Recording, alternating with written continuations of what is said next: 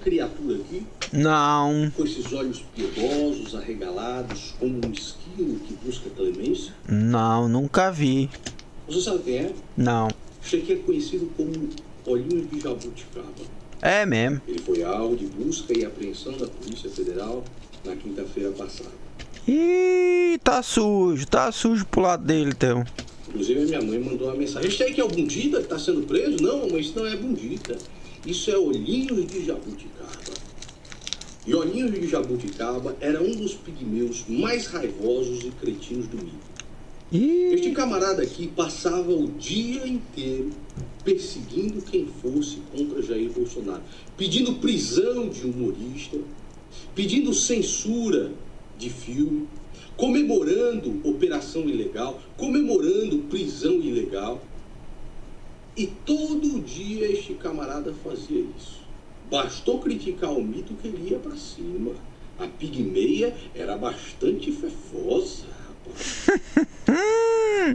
Ela era fefosa demais. Agora ele foi alvo de busca e apreensão. Por quê? Porque passava o dia inteiro instigando o seu gado burro a tentar um golpe militar no país para transformar isso aqui numa Venezuela da noite por dia, como um vagabundo como o Bolsonaro no poder. Mas antigamente, o doce olhinho de Jabuticaba vivia me lambendo, rapaz. Assim como o carteiro Desgraça, que também é uma cadela imunda do Eduardo Bolsonaro. Calma, olha o teu linguajar, tá meio desproporcional, meu amigo. Ó o respeito, ó. Este cara fazia lobby no Congresso para que eu recebesse medalhas. Quem sabe fosse discursar até na ONU. Vocês não estão vendo o espertinho hoje sucumbindo a todas essas lisonjas, recebendo medalhinha, discussão na ONU? Essa mesma coisa o Jordi tentou fazer comigo.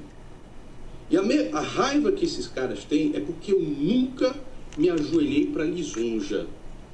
Eu nunca sucumbi para os presentinhos e para as medalhinhas que esses caras ofereciam. Eu falei durante a eleição que iria cobrar Bolsonaro para que ele cumprisse aquilo que foi prometido durante a campanha, e foi o que eu fiz. E esta era a raiva desses caras. Então eles passavam o dia inteiro perseguindo, pedindo prisão e o caralho. E agora, quando ele é vítima do mesmo autoritarismo que ele fez e que ele pregou durante todo esse tempo, agora ele dá piti. Estou sendo injustiçado. O dia inteiro, cara, pedindo a prisão do Gentil. É, agora mudou o lado, então o negócio ficou complicado, né, velho? Tá? Um dia tu é o caçador, no outro tu é a caça, e a vaca vai pro brejo daí. Por isso não é bom ter lado, fica neutro que é melhor. E o Gentili escreveu um texto, quando este cara foi alvo de busca e apreensão, chamado Inveja Bolsonarista. Eu quero ler com vocês, eu quero que você preste bastante atenção. Você não clicou no inscreva-se, né? Já. No gostinho? Já. Cuidado que o olhinho de jabuticaba vai querer lhe levar para a doçura também. Eu já me inscrevi. Olha aqui o texto do Danilo Gentili. Inveja bolsonarista. Bolsonarista é o povo contra o mimimi que mais faz mimimi. Basta você fazer uma piadinha zoando o mito, ou algum filho inútil do mito, que este mimimi começa.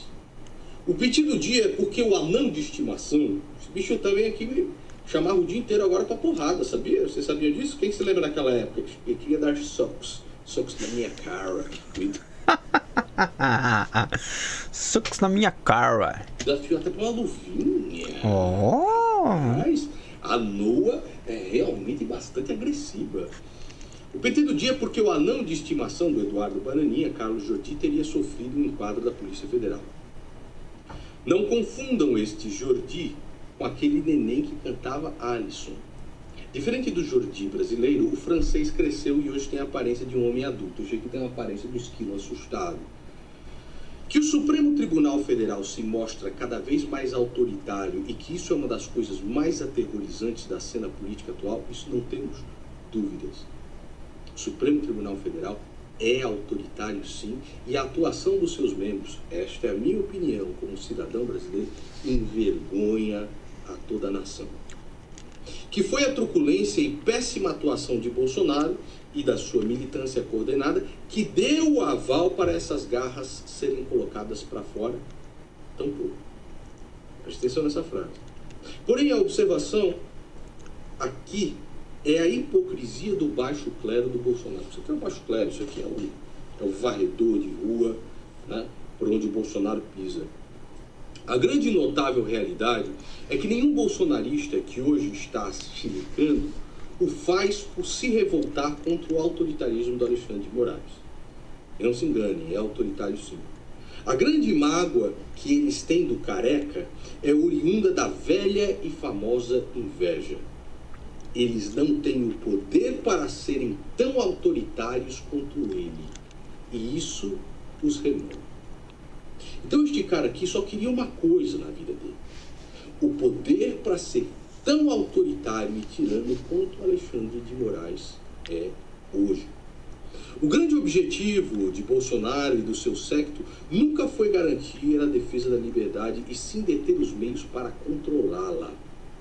É conhecido por todos que por anos o PT criou e alimentou uma das máquinas de assassinar reputações. Nós vimos aí com a Choquei, agora com o Mind e tudo mais, cuja engrenagem eram deputados e estruturas de gabinete, verba pública, blogueiros e jornalistas. Assim que Bolsonaro assumiu o poder, o que eles e seus filhos e cupinchas fizeram? Imitaram. Eles tentaram criar a mesma máquina de assassinato de reputações e de destruir brasileiros que os petistas fizeram. Saíram eles próprios assassinando reputações e usando os mesmos métodos. Por anos se denunciou os golpes esquerdistas na América Latina e o preocupante apoio que o governo petista dava para esses ditadores. Assim que Bolsonaro assumiu, o que ele fez?